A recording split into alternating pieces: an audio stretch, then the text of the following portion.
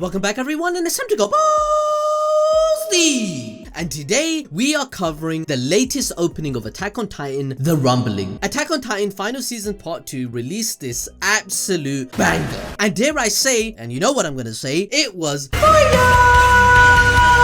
And as usual, the opening has a few Easter eggs and secrets that we need to decipher. We got the whole team to sit down, I'm telling ya. We're watching it with our Sharingans activated and shit, noting every tiny detail which you guys would have missed. So of course, this video does contain spoilers.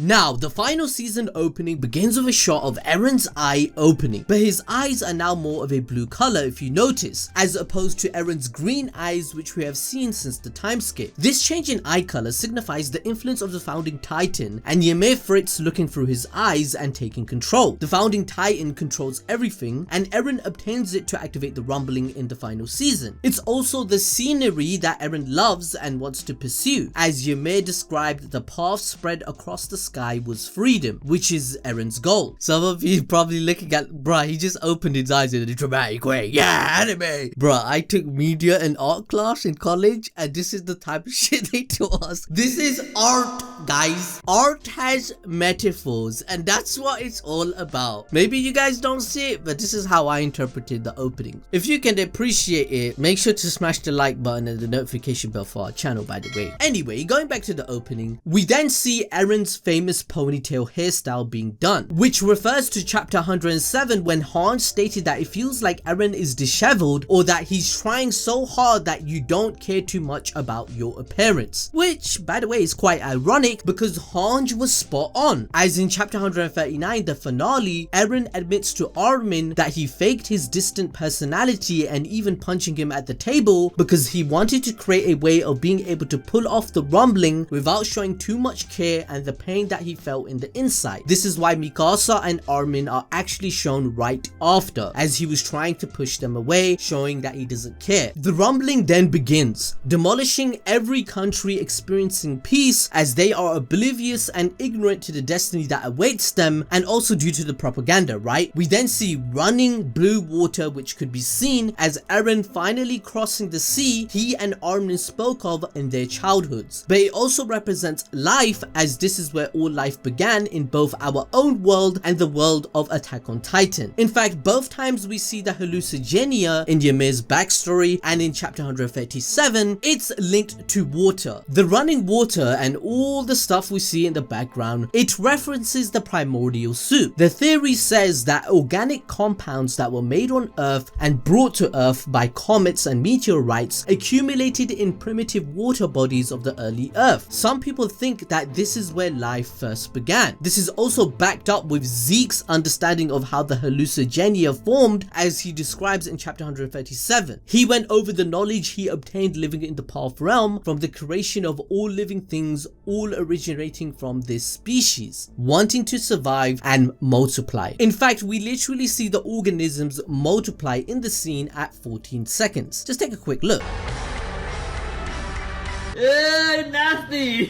This then transitions into a scene of Eren and Zeke paralleling each other as the two oppose each other's ideologies, but we then see the strand of DNA in the center representing Grisha, which is what connects the two, symbolically representing their goals of what they want to do with the DNA. Zeke wants to rid the world of Eldians with the euthanization plan, whereas Eren wants to preserve it. Eren is then seen wandering the hallways of Paradise. This may be why we can see future Eren in episode 1 of Attack on Titan. Eren stated he wanted the world within the Path's power to Mikasa and Armin in chapter 137 and chapter 139. He explored everything he and Armin wanted to explore and discussed about as young children in the book. He's all alone wandering by himself, but then there are 10 pure white doves are shown again, which represents the scouts, as Eren intends to make them the heroes of the world after his death. White doves represent purity, humanity, and freedom. But since we mentioned paths, this is the biggest secret in the opening regarding Mikasa most of you probably forgot or didn't even know. This one scene which was added in the opening changes everything. The butterfly we see at the end of the opening. What is the butterfly and why is it so important? Well, this is the exact same butterfly that Mikasa in the Lost Girl OVA was following in her mind. This Lost Girl storyline is 100% canon and linked to the original Attack on Titan manga, as it is referenced and plays a crucial role in understanding the entire story. In the OVA, as Mikasa states, she saw a glimpse of a moment which she had seen before. We see a blue butterfly that then splits into many different directions. This being symbolism, of course, where each butterfly represents a memory and a timeline that Mikasa created or experienced through the power of paths. Every timeline and memory, Eren is said to die, and nothing can change that. A butterfly's life cycle is a metaphor for rebirth, where every time Eren does die, Mikasa restarts the time loop, or at least a memory, where she goes into a figment of her imagination, concocting a memory where Eren lives, as seen in the Lost Girl OVA. However, even there, Eren dies every time. Mikasa all her life was trying to change Eren's fate by saving him again and again in these memories. This was represented by the butterfly appearing every time Eren is about to die, but Mikasa changes the memory or the timeline for him to live. No one else can see this butterfly, by the way. It's only visible to Mikasa, and even she can hear her future self speak to herself regarding her duty to Eren and how to change reality. This butterfly is vibrant and blue, the exact same in the opening at the end. Mikasa foresaw these multiple deaths and lived many different lives with Eren, which explains why she's so madly in love with him and always cares extra about Eren's safety due to the subconscious of her knowing that he dies every time. However, in the final timeline we got from Attack on Titan's manga, Mikasa lets go and finally kills Eren herself. In chapter 138, we clearly see one of the memories she lived through with Eren, where it deviates from chapter 123. They live together peacefully, but in the end, he must still die due to the curse of Ymir. In chapter 138, she finally lets go of saving Eren and completes the timeline with his death by killing him, ending the cycle once and for all. That's why in Attack on Titan's final season opening, we see the butterfly wings are ripped, representing that Mikasa had destroyed the timeline by her stepping on it. We know this because it's a human footstep that killed the butterfly and not a Titan's, showcasing Mikasa accepted the fact that she can't live with Eren.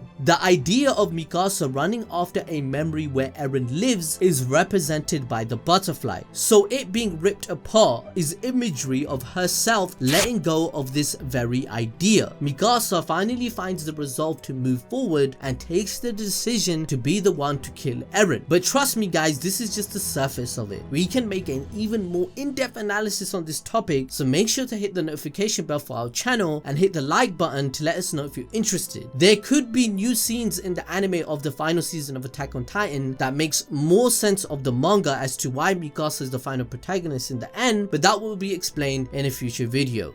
Anyway, moving back to the opening, we witness mass graves symbolizing the rumbling and the many sacrifices war creates, where they were once peaceful but they now suffer. It's the sacrifices that took place to get to where they are now, but this then transitions into Eren, who has to keep moving forward, wandering the world alone again. He gives them their freedom to fight him back, as he said in chapter 133, to the 10 birds. Eren walking in the middle represents him being caught in the middle of a rock and a hard place. He's faced with two equally dangerous and difficult choices or circumstances for him to make alone. We then see 10 more birds fly by his side. Unlike the doves before, these ones seem to be more specifically parasitic Jaegers. These birds hunt by stealing food from other birds around them. This can be viewed as Eren using the rumbling as a way to take from others to gain his freedom, as he once said to Zeke that he was born this way. He is not shy to take away someone's freedom and destroy them if someone someone tries to take away his freedom, as he views freedom as a right that a human possesses as soon as they are born into this world. In the following scene, we see Levi in the darkness alone, but then there is a light shown upon him, as he does have a happy ending where he gets to see all his friends and comrades again. Hange, on the other hand, turns her head and closes her eyes to rest in peace. Hange sacrificed herself to face the rumbling and ultimately died due to the burning steam coming from all the colossal titans. Hange stated in chapter 132 whilst flying into the battle that titans really are beautiful, as the colossals are like the sun itself, shining bright. Now I'm gonna pass on the video to Harrison, as he will explain all the other Easter eggs and the symbolism behind this opening that will probably blow your goddamn minds. Let's go.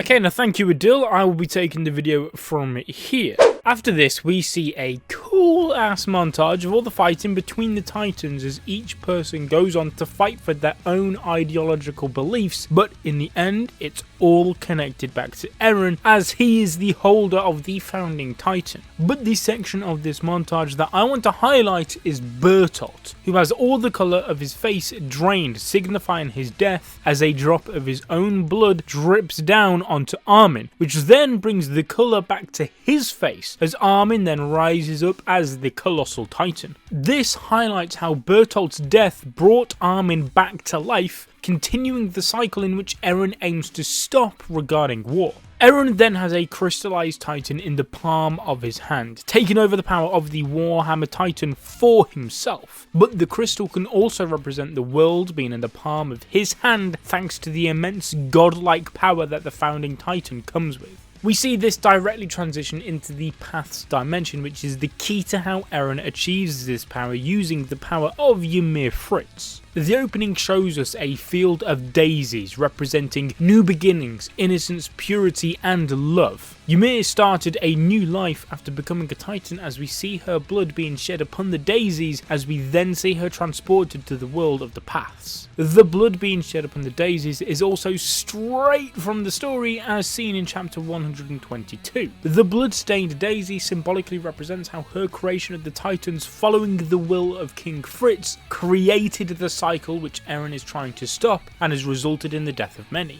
King Fritz made it a necessity that her blood must be preserved, which resulted in the suffering of others. Basically, where the new paths and beginnings are opened, an equal amount has to be closed. We then see the beautiful sky view and clouds Eren saw when he was older and as a kid. He wanted to see that view again despite the sacrifices it requires, as we see the events of war mixed in with the beautiful view of the clouds. This is the opening's way of displaying Eren's ideology of using the rumbling and war as a way to achieve peace and freedom. Eren then remembers him as a kid killing 2 men, when he embraced his anger and lost his innocence. As we mentioned before, when future Eren saw himself do this, he stated to Zeke that if anyone tries to take his freedom, he would kill them. Following this, we see the innocent bystanders watch on powerlessly as the rumbling approaches them. They are scared shitless in the face of the destiny that Eren has chosen for them, but I can't blame them if I'm 100% honest. But despite this, the heroes are in the sun atop the walls. Them standing atop the walls is them showcasing how they are capable of being above the rumbling. They can stop it and are the light in the darkness despite the differences of the Marlians and the Paradise people. They are united to stop Eren. Mikasa then puts the scarf back on, which is her showcasing that she can't let him go. However, this time, like I said, she is atop the wall in the light, symbolizing that she has accepted that Eren must be stopped, but this will not change the love she has for him. She knows what must be done. The opening then takes us back to Shiganshina, where Armin, Mikasa and Eren were still young. This is a scene from Armin and Zeke's conversation in chapter 137, and also the ending of Attack on Titan that Isayama illustrated for the series as the cover for the final volume. He even admitted in an interview that this was another possible ending that he had in mind for the manga until his editor intervened and told him to change it. 3 of them meet together to read stories at the foot of the tree. tree, which is Armin's dream, and he repeated to Zeke in chapter 137 on what he viewed the meaning of life was. However, as we see a leaf blow by, Eren has grown and Mikasa and Armin are nowhere to be seen. The camera zooms into his eyes, which, like we mentioned at the beginning, in this current state are the eyes of the founding titan and Ymir. In these eyes this time is literally his founding titan transformation as he leads the rumbling. As time went by, he learned the truth. This is where it all started, under the tree in chapter 1. We then see the shot of Eren as he cries out and sees the future memory given to him by Ymir of the rumbling. This is then followed by the scene in the manga of Ramsay and Halil's death. They die because of the rumbling, as they are stomped on gruesomely by the colossal titans. Ramsay and Halil held a strong bond with Eren, as Ramsay returned to thank him for his help. However, he is taken aback when Eren breaks down in tears and begins apologizing to him repeatedly, as Eren knew what his future self would do to them. Ramsay goes to his tent and convinces his grandfather to invite Eren and his friends inside to celebrate together. Ramsay's family and the strangers eat together and drink for most of the night. This was meant to represent how different race, religion, upbringing and circumstances shouldn't stop one from enjoying life and understanding one another. Anyway, moving on, the lyrics to the opening state rumbling, rumbling, it's coming, rumbling, rumbling. Man, shut the fuck up.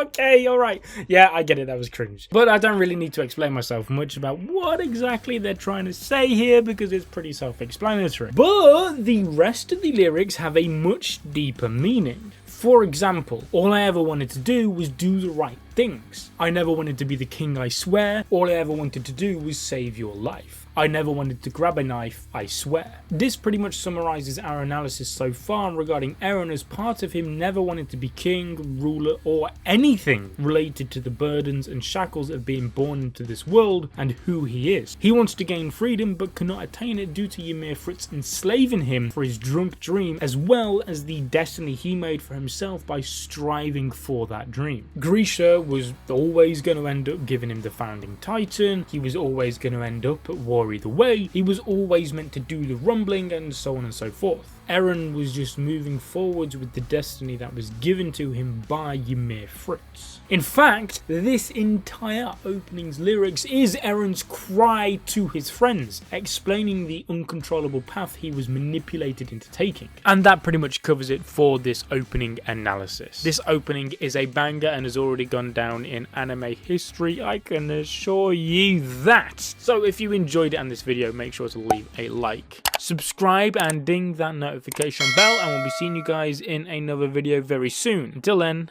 bye.